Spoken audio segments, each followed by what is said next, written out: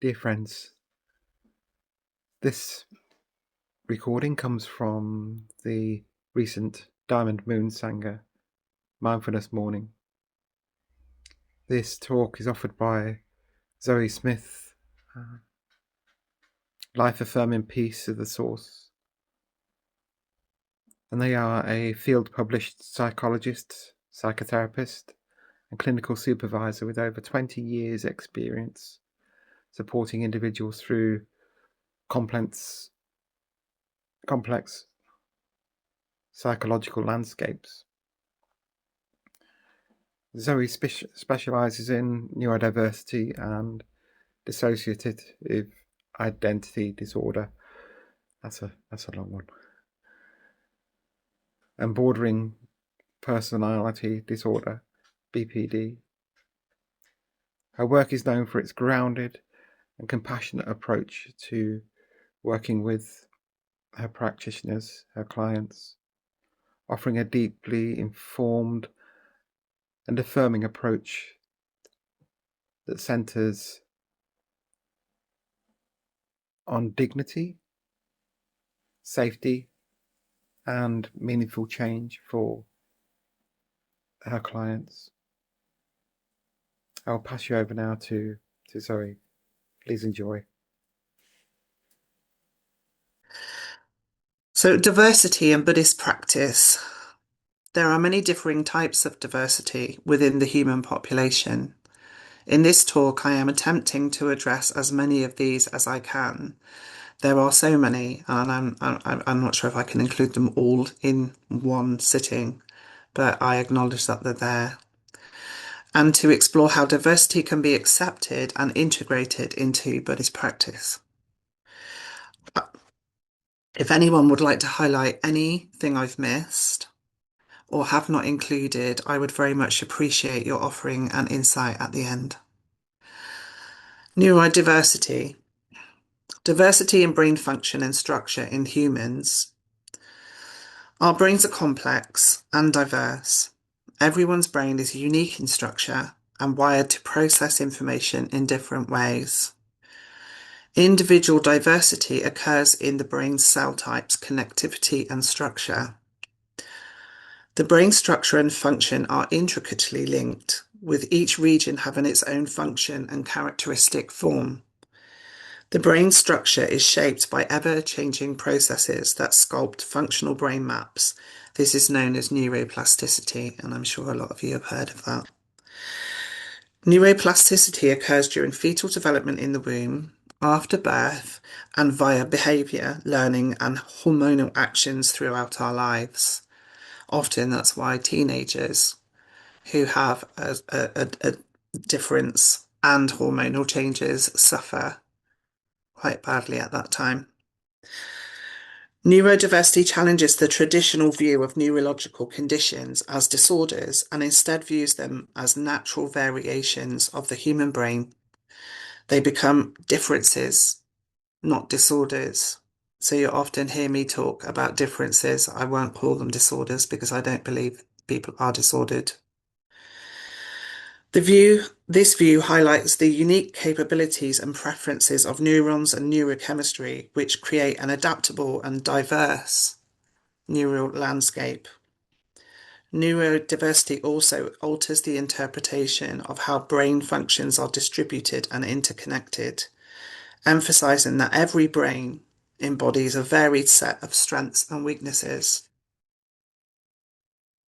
Neurodiversity challenges outdated clinical models and supports more inclusive social perspectives, recognizing neurological differences as natural variations of human nature.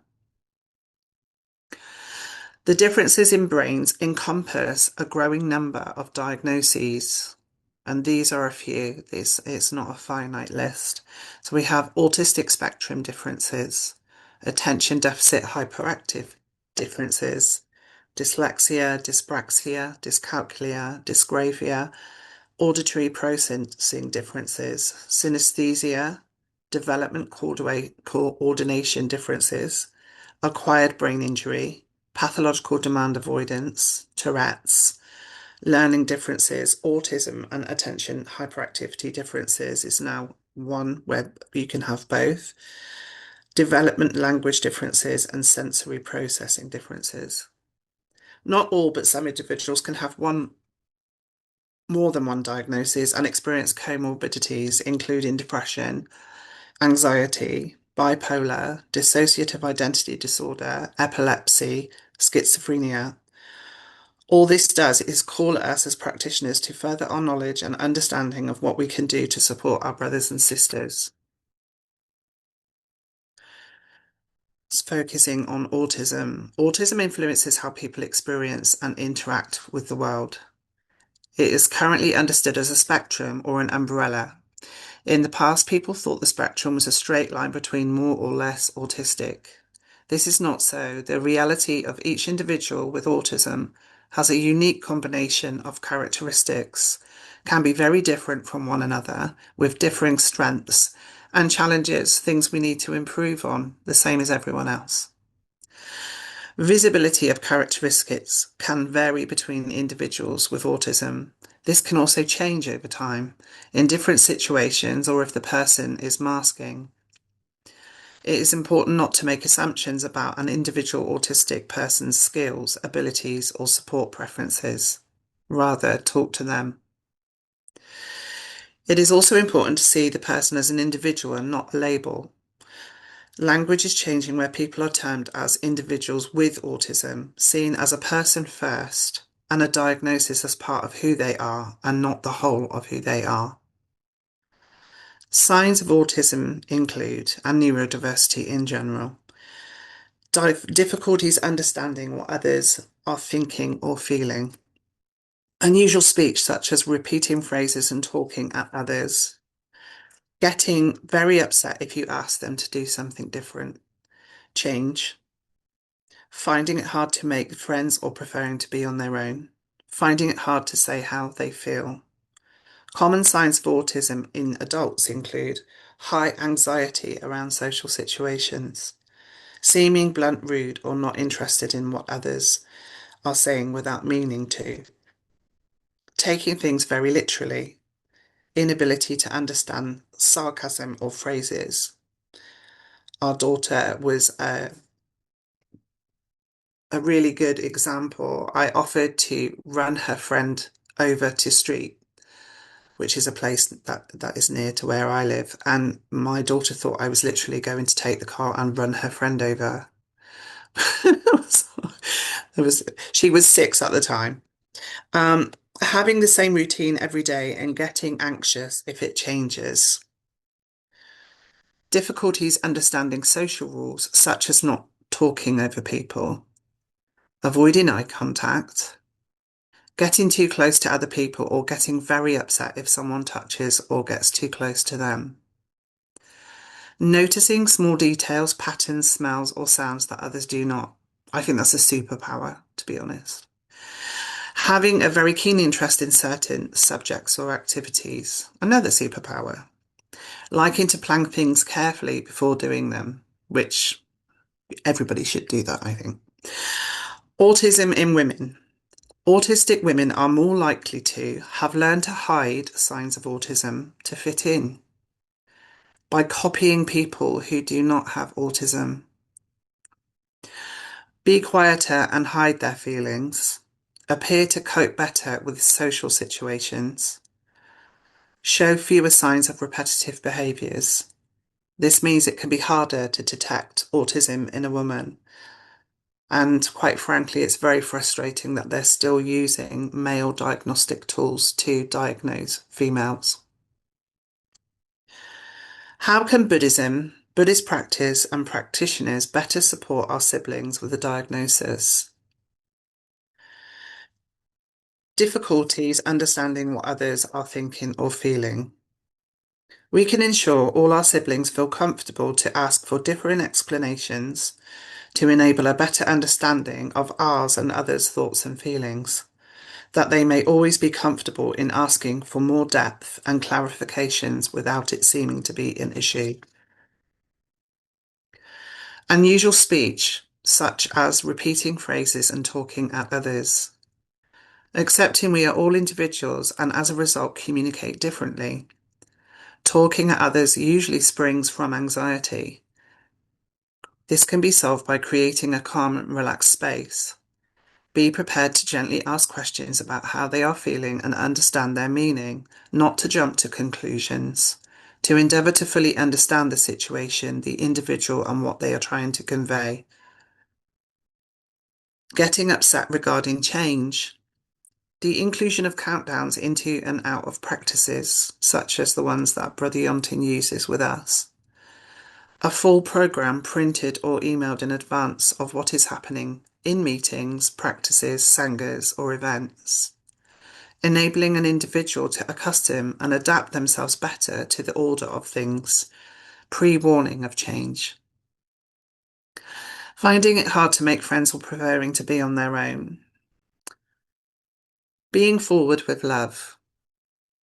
Ensuring they know they are welcome. Their diagnoses are not seen as a disability, but rather a difference, and that we are all different. That's not undermining their differences and making them feel that they are different. That you want to understand them, honour their space and when they need it, and know that it is not you. Don't take it personally. Because they have like super Spider-Man senses, I think, people on the spectrum, and they automatically know if you feel offended, and then that increases their anxiety. Ask if they need space. Finding it hard to say how they feel. Ask how everyone feels. It's not just individuals on the spectrum who are anxious, for example. Asking how everybody feels helps others with diagnoses feel part of the group and not apart from it. Give them space, extra time to express their feelings. Anxiety gets in the way and words may stutter or things may come out back to front.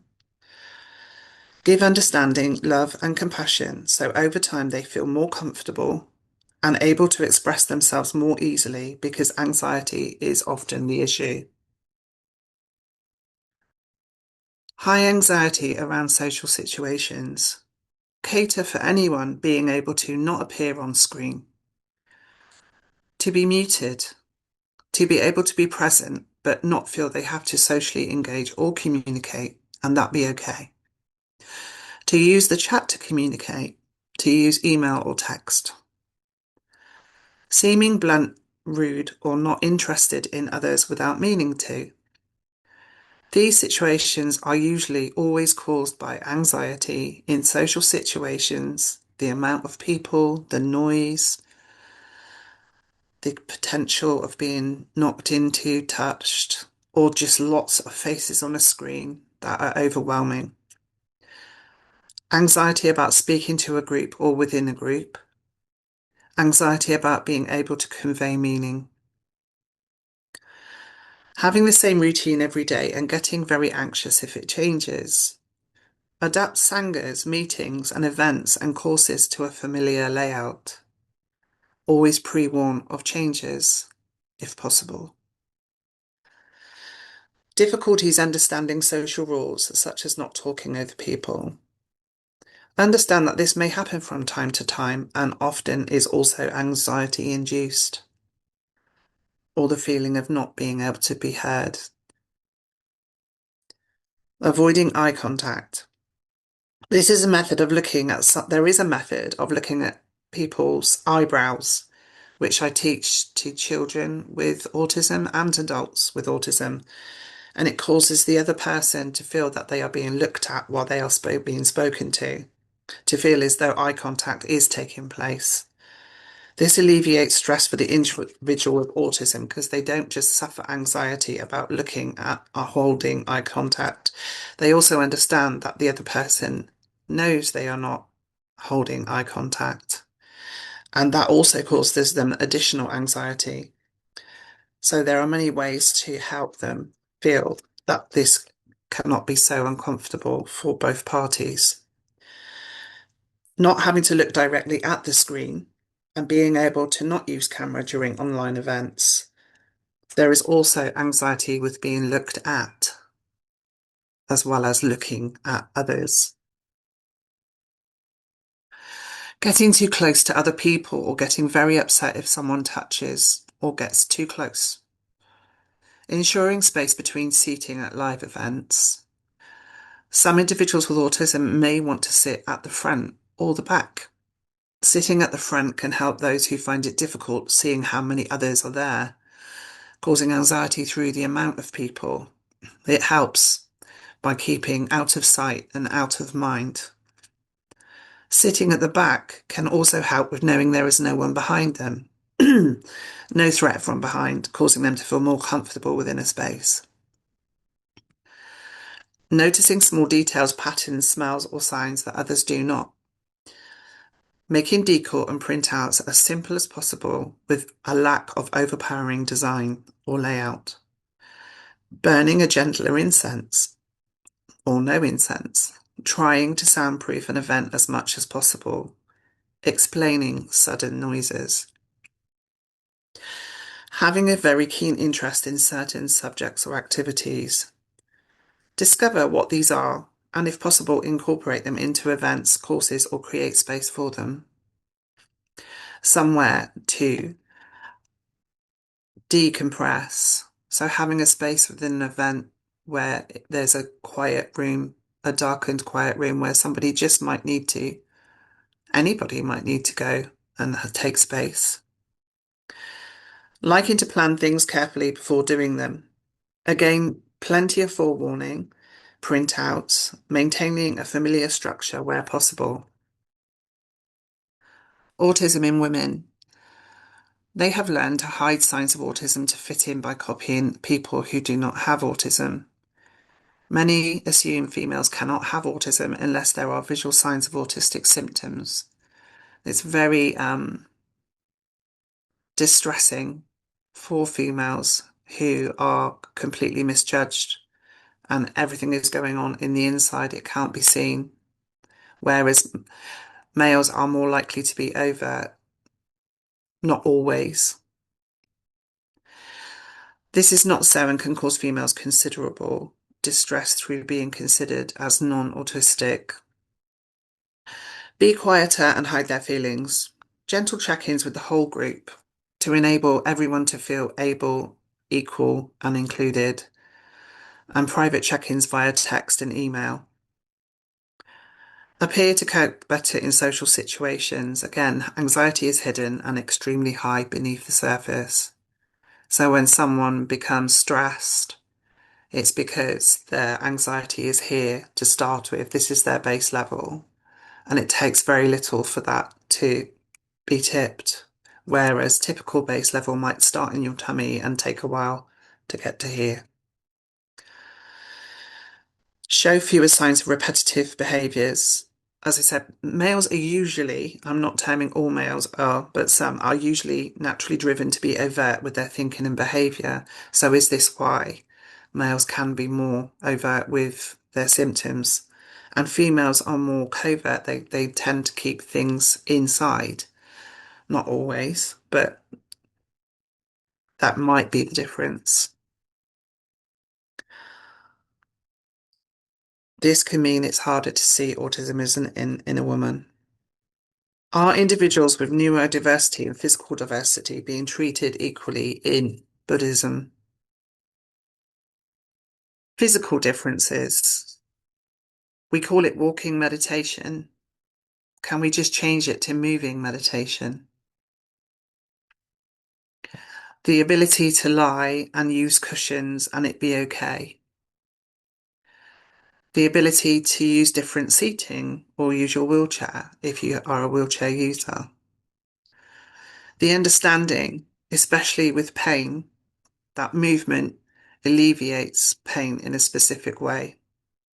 So that if someone changes position during meditation or during a teaching, or they need to stretch, or they need to walk, that this is all accepted and maybe introduced at the beginning so that the other people understand that this might happen and are less affected by it. Learn how each individual's disability affects them. It's not a one method fits all. ADHD in movement specifically, the inability to, it's painful to keep still so that they feel okay if they need to move in the room, if they need to go outside and release and come back in, and that be okay. Dyslexia,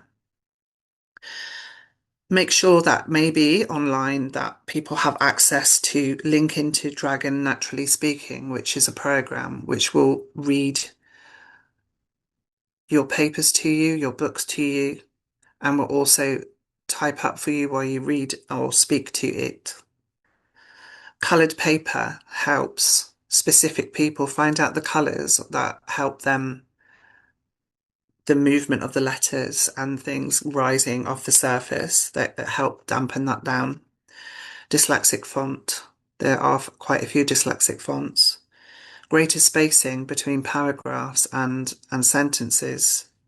And then the clear coloured plastic sheets that you can place over writing that help movement and rising and changing of letters.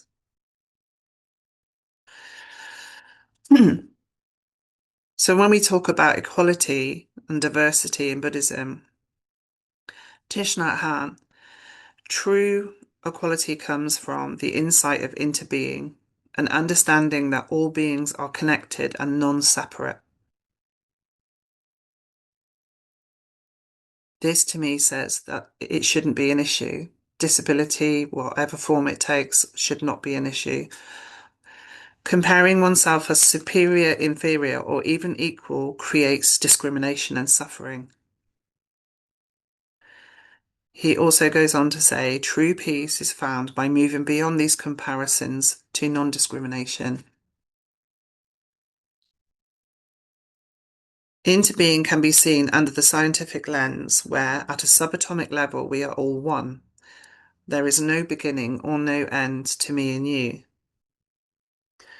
If we are all one, this surely leads to the summation that we are every possibility. Therefore, there can be no discrimination.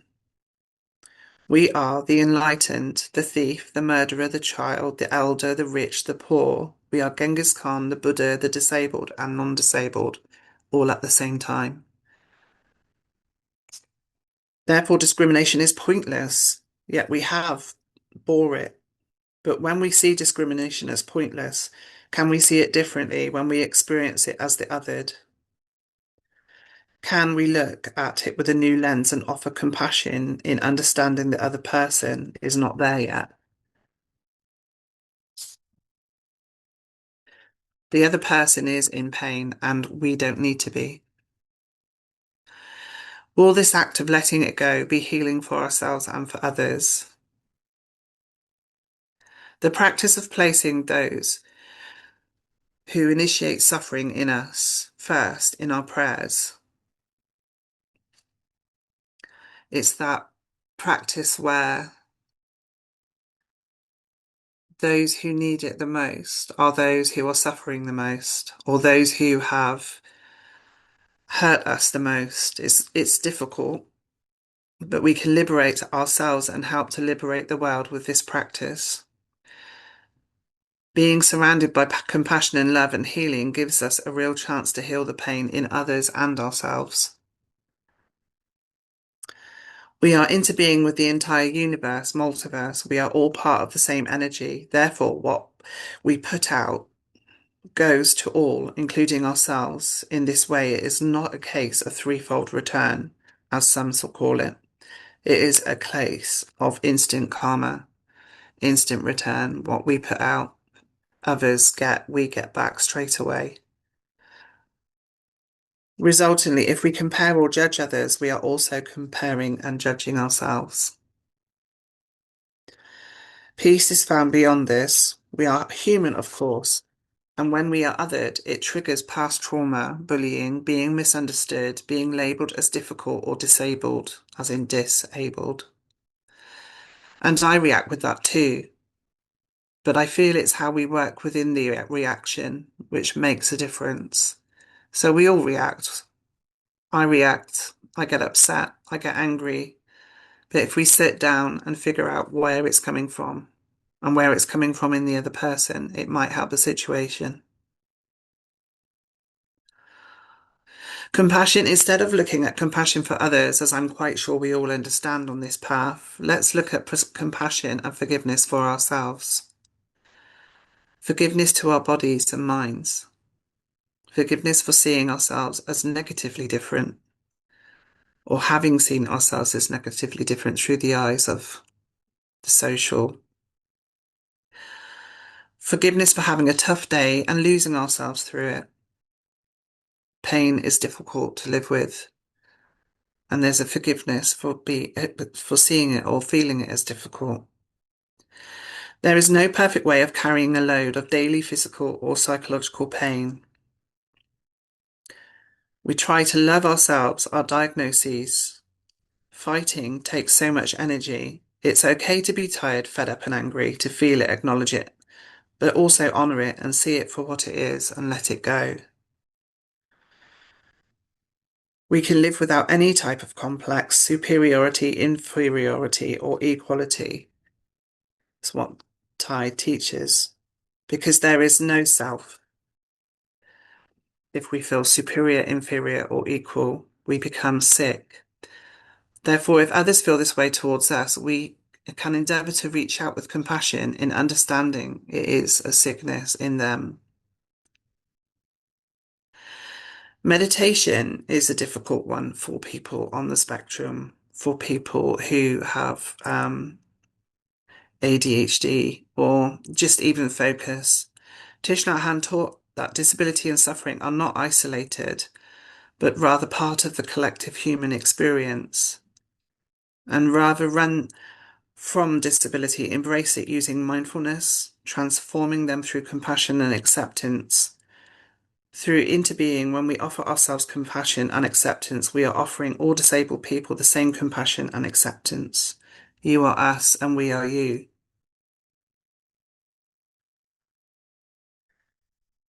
Adaptable practice with meditation. It can be, seated, standing, lying down, curling up in a ball, rocking or stimming, meeting sensory needs. If an individual can quieten their mind, great. But what about those of us who find this difficult? Unlike a non-neurodivergent mind, who work with one access through points, a TV which has 5 channels, if you like. Mine is Sky plus Apple TV with Netflix thrown in and Paramount. How can I quieten my mind and my meditative practice? The answer is I can't, and that's okay. Meditation is right practice when it is right for us. So I disappear myself within the universe. I let go of my skin, so to speak. It's hard to describe. And in doing, I find a place of peace. When I see myself dissolve into everything, I find a place of peace. But if I sit there and try to be quiet and make my mind be quiet, it's like it goes on throttle. There's also ageism. There are many sanghas and many Buddhist practices who have a specific age group. Why can't elders be part of a sangha? Disability. Brother Yonton himself was, I know, told that his disability would be a barrier to ordination. Why is that? If we are full, if our teachers have compassion and monks and nuns and tolkus, why is it only limited to able-bodied or what you would see as able-bodied or able-minded? Everybody has something to offer. There are so many barriers to practice, and that brings us to self-ordination. If we cannot become a monk or nun, if that is something that we choose, then self-ordination is an option. And if self-ordination becomes an option, because Buddha said, and I think there's a saying, if you'll correct me, Brother Yonten, that Buddha said, if you only need to ask me, only need to come to me. A lot of these sutras and things were written after Buddha died, many hundreds of years, and also based around the zeitgeist of femininity and masculinity. Thankfully, in Plum Village, females and males are seen as equal, but this is rare. And I think Nichiren Daishonin, a Japanese Buddhist Buddha, he was, I don't know, hundreds, thousands of years ago, he was beheaded for saying that women were equal to males. So self-ordination is an option, and if it is an option and should be an option, I believe, then there should be a self-ordination Sangha. And that is something that I like to look at. Um, I'm sure other people would like to look at. It needs to change. There is a lot here that needs to change. It is changing. That's positive. Plum Village seem to be the most open and want to look at and change. There's still a long way to go for everyone. So that concludes my talk. And I'd be open to any questions or anything I've missed or anything anyone wants to add. Thank you, Zoe. That was wonderful, very insightful. I'll just offer that we can offer a bell to just to allow the information to settle within us. And yes, so we'll have the opportunity for question and response after the bell, and this may be given verbally through Zoom itself, or you can offer it into the chat and I can read it out for you also, or Zoe has access to the chat also that she can read. Okay, so just bringing ourselves back to a position of comfort. I'll invite 2 sounds of the large bell, and then we'll begin the question response section.